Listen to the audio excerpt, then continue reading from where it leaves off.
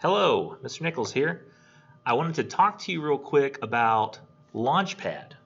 Okay, you're here, you're in the folder, and this video popped up that says, watch this immediately before doing anything with Launchpad. The reason I have that video there, this video here, is because I want to tell you something very important about starting up Launchpad that you need to know before you ever try to put in your code or start the trial or connect my class. So I haven't activated the class yet as of this video, hoping people will watch it, and hopefully this will stop you from doing something that might make your experience with Launchpad a lot worse over the course of the semester. And usually this is the big bad thing that usually happens to my best students, because what they do is they get on the ball, start doing things on their own, and what happens is it really messes up their ability to work with Launchpad over the course of the semester. So here's what you should do. It might be tempting to open the code pack immediately, follow the instructions, set up a Launchpad account, just so that you can be on the ball, be ahead of the game, be ready before you really even have to be, because that's one less thing, right? The only problem is, in this case, the instructions they include with the code pack are actually incorrect for our class. They're incorrect for the entire school, actually, people who take English 1301. So what has to be done is, right here on Blackboard, once you're logged in, you have to go over to All Course Assignments. This is where you'll find Launchpad. In All Course Assignments, there has been a new folder added called Launchpad English 1301 Labs. All learning curve assignments due 12/11. So you've got some time, and there's no set due date for all these little assignments. You go into this folder, and it's worth 15% of your grade. And you will see right here inside the Launchpad folder this web link that I'm about to put here that says, A little longer than a few minutes later. So you've clicked on this video, that's what you're watching right now, but what this video says that you're currently watching, it's kind of like videoception anyways, is not to follow the code pack instructions, but click this assignment first. Wait till you've got about 30-45 minutes to do the sentence grammar diagnostic pretest before you ever step into Launchpad. And if you're watching this in 1302, whatever the first assignment is there, but it's still going to be a diagnostic pretest of some kind.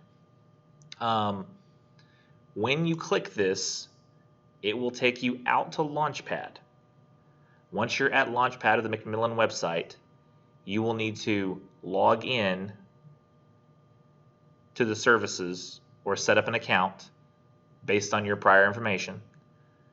And clicking out from Blackboard, what that does is takes the Launchpad account that you're going to and links it with your Blackboard. If you go to Launchpad manually on your own without going through Blackboard, Blackboard is not included as a member of the team, so to speak. So you fill out your Launchpad stuff, you start your account, you start working in Nichols' class, and then Blackboard never hears about the information. And it's very hard for us to find a way to link up your Launchpad with your Blackboard once you've already started in the class. Like, it can be done, but it's a huge hassle and requires you to do a lot more work. So it's best to avoid that entirely. Start in Blackboard right here. Click this sentence grammar diagnostic pretest. It'll take you out to Launchpad, so it's passing the ball to Launchpad and being aware of everything that's happening there. You set up your account, you then put in the password, you do the diagnostic pretest because it takes you to there automatically, I believe, afterwards, and if it doesn't, come right back here, go to the test and make sure it starts linking, then do the diagnostic pretest.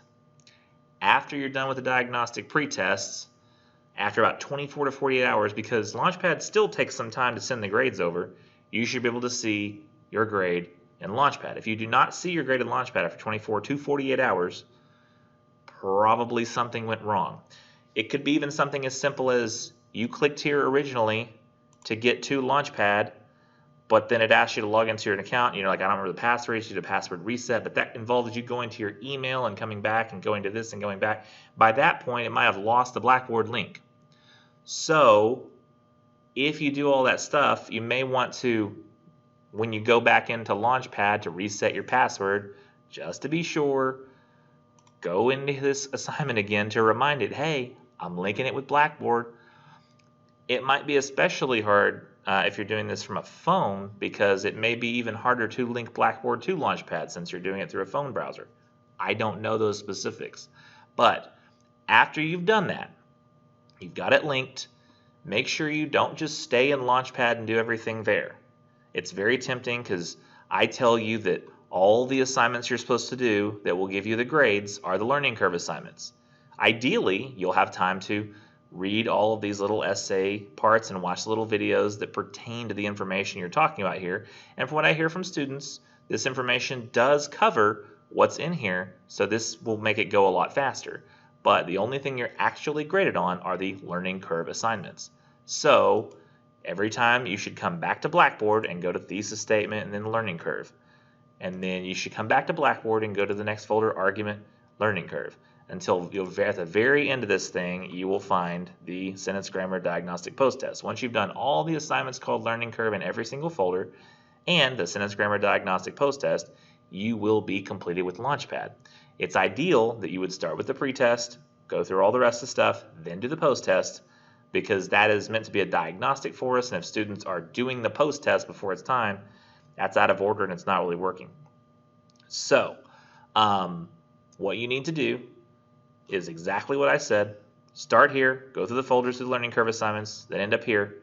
And to make sure when you set up your account for the first time, you do it from Blackboard by clicking one of these assignments. One last thing. On every one of these assignments, these are ones I have chosen from Launchpad's work. If you stay in Launchpad, there are lots more learning curves that can be done, but they won't all give you credit. That's why I keep saying it's best to come back to Blackboard every time, check and make sure that there's actually a learning curve you're supposed to do, because there are ones that you're not, that are over in learning curves and Launchpad. There are ones that have all kinds of different names that I haven't assigned. So only do the ones that are assigned here. All of these little learning curve assignments along the way in these folders all give you a completion grade of 100 once you're done with them. If you answer questions wrong, you get less points every time you answer one wrong. So let's say you get 25 for a correct answer. Well, you'll only get 10 for a correct answer the next time if you get it wrong on your first guess. Then maybe 5, then maybe 1. So you'll have to answer a lot more questions if you continue to get them wrong. So it's not the same questions for everybody. So keep working until you fill up the circle on every single one of those learning curve assignments. On the pretest and the post-test, you won't get very good grades, some of you. It might even be like down in the 20s. But that's okay, because you're still going to get a completion grade of 100 on the pretest and the post-test once all said and done. I will take everybody's grades, make sure they've completed all the learning curve assignments, the pretest and the post-test, and then give them a 100. So I can't really show you a way that that's going to calculate in the grade center, because it's always going to think you have a 90-something, and I'm just in my Excel file separately giving you a 100 for it. But you can rest easily knowing that you will have 100 officially. That is all the stuff that I have to say about Launchpad. If you want to see more about what I'm talking about, the syllabus calendar resources tab over here also contains, once you click it, Launchpad link to registration instructions that work the best from their site. I've yet to figure out why they don't just print them in the code pack, because students tell me this isn't in the code pack, some of them. But if you're on Google Chrome, you go to Blackboard like I said, you click on the course, you go to one of the assignments like I talked about, the learning curve assignment. Then it might tell you something about pop-ups. You'll need to say, okay, allow pop-ups from this one website. And it says there, jump to create account or sign in instructions. You create your account, you use your student email or another email account that you have, or use an existing account if you have one, but only really if you can remember your password, because I've noticed that a lot of students, they set up a password the first time and you didn't write it down, so you don't remember it. You'll need to create an account if you haven't done so. Then you choose whether you've got an access code or you want to purchase access. Now, sometimes there's a start trial access link. If you've got the trial, you need to look very carefully at what the length of the trial is and when it started. Because in some cases, depending on the semester, the trial was already started once students got into it, and it had been on for like a week or two. I don't know why.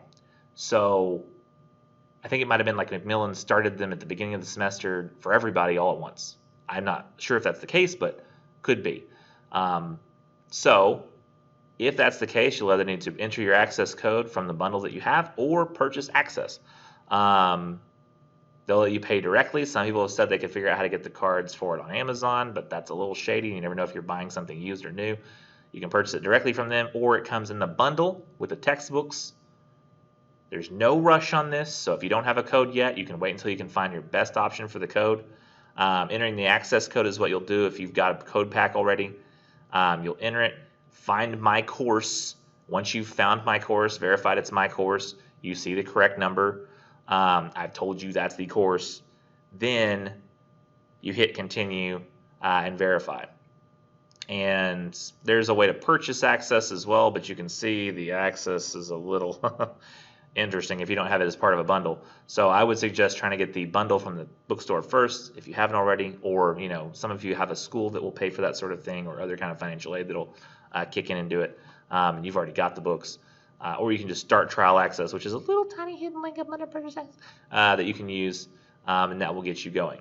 So that's about all I know about the Launchpad instructions, how to get it done, what I think you should do. If you have any questions about this, email me. I probably will not be making Launchpad completely available for all students until Sunday, September the 20th. At about 11:59 p.m. So like after everything's already due, the quiz and everything, because I really don't want to see students accidentally doing this the wrong way and being sad and not being able to calculate their grades all semester except by hand. But if you do end up in that situation, there's a lovely little website that a student figured out last semester from Quinlan. Y'all can ask around to figure out who that was. It was one of the dual credit Quinlan students.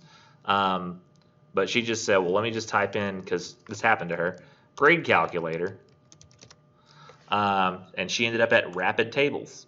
When you end up at rapid tables, something you can do is just type in, well, I've got this grade percentage weight, because it became hard to calculate without the Launchpad stuff. So she said, well, I know I'm going to do all my Launchpad stuff. I got 100 on all of it, and it's worth 15% of the class. And that's a little weird to have the percentage on the, it's the grade is on the left and then the weight in the class out of 100 on the right. So it's got a weight of 15. Let's say she had like a 95. I'm just making up grades. 95 on one of the essays is worth 10%. She had a 95 on the other essay worth 10%. Her quiz average, she ended up doing all 5 quizzes and then the bonus quiz, so she ended up getting 100 on those. So she got 5% for that. She did the information form. She did the syllabus quiz, so she got 100 on those 2 assignments. That's worth 5%. Didn't do so hot on her comparative contrast, 85, so that's only 10%. Annotated bibliography, though, we're right back up there, got a 95, and she's got a 10% on that. Then the research paper, threw her for a loop at first. She got an 80 on it, deciding whether or not to revise, and then she got 20% for that. Let's see, she needs more rows, so we're going to add rows. And then from here, she knows she's getting 100 on the presentation. Almost everybody does, 10%. Let's see, so what does that add up to? We have 15 plus 5 is 25, and then we have the final exam. So she's wondering, what do I got to have on the final exam to figure out what my grade is going to be in the class? Because I've already got all the other grades except for the final exam. So she knows currently she has a 0 on the final exam. Will she have an 80 essay average? We'll have to see. You could use your calculator to calculate that. Let's see, if I just go on my calculator here, it's an app on the telephone, got a calculator app. If we do that, then I can say, well, I've got a 95 on one essay, plus a 95 on another essay, plus an 85 on another essay, plus 95 on the annotated bibliography, plus, and because it's worth 2 of all the other essays, I have to add the 80 in for the research paper twice. 80 plus 80 equals 530, but now I divide by 6 because it's like I've got 6 essays even though there's 5 because I counted the research paper twice to account for the fact that it's worth 20. So I divide it by 6 and I get that I have an 88.33 essay average. I only did 80 for it to be my final exam grade. So what I do is I pop in that essay average that I know now, which is an 88. So for my grade, I'm going to have 88 accounting for 5% of my grade.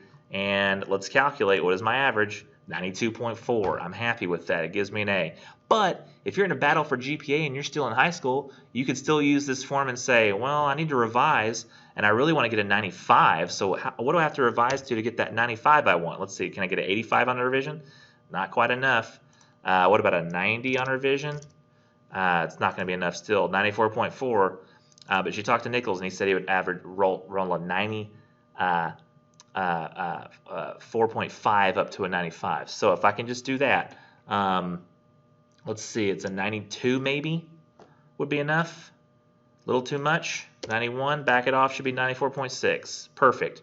So if I can revise to a 91 from an 80, I can get up to that 95 that I want in the class. So this is a very great website as long as you know the weights of all your assignments, in which case you do, because I have it where? Where is it? It's in the grade policy of your syllabus. If you're in 1302, it's not going to be quite the same. You'll have a different set of grade policy circumstances, but you can see I've got it all listed here: 5%, 5%, 30%, 10% apiece, 15%, 10%, 10%, 20%, and 5%, just like I did it over here, maybe in a different order. I'm actually kind of going more labs than chronologically. But that's a website you can use if you have to, and some of you may end up using it anyway, because you might realize that my grade center isn't always giving you an accurate picture of what your grade's going to be or what you'll need, because it's weighting some things a lot more heavy, like the Launchpad. Once you finish the Launchpad, it'll show you have 100 as your grade for the Launchpad, and it's going to throw off all your other averages because you'll be, I'm doing really well. The problem will be that you haven't done all the essays yet, so it looks like you're doing amazing, but you haven't turned in the essays, and once you turn in the essays, if those are bad grades, it's going to bring the whole thing down. You're like, what happened? I'm trying to like go fast, so I'm working myself up here. So once more time, Launchpad, make sure you do everything that I said, or you'll end up having to calculate your grades on your own, which you actually may end up wanting to do for other classes because it's a brilliant tool that's available online. If you have any questions, let me know. Otherwise, click on the learning curve assignment. I was going to say click on the assignment below, but it's not in the course. It's not in the description of the YouTube video. Go back to Blackboard, then click on the learning curve beneath this video.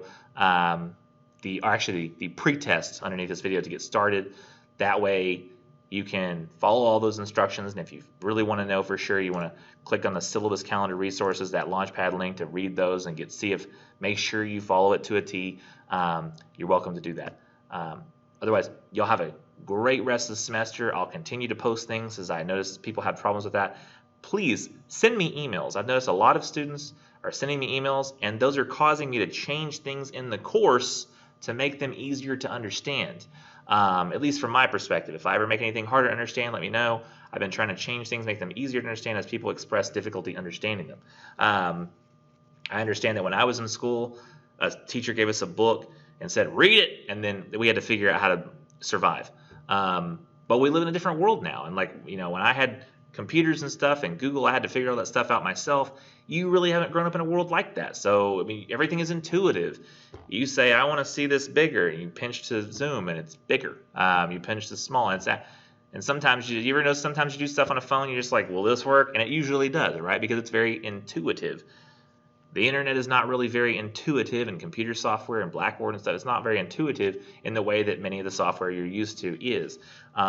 So as you guys email me things and you say, I don't really get this, then it allows me to sort of make the class a little more intuitive so that you can understand it and the things that are there just make sense. I want to make everything kind of line up where all you do is follow a path to success. It's the same assignments. Everything is just as it is before. Everything is just as hard or just as easy as it was. The only difference is I'm putting you on a path to where you know exactly what step of the process is next. And as you guys email me those things, I am able to do that for you. So please email me. Otherwise, you'll have a great rest of the semester. Bye.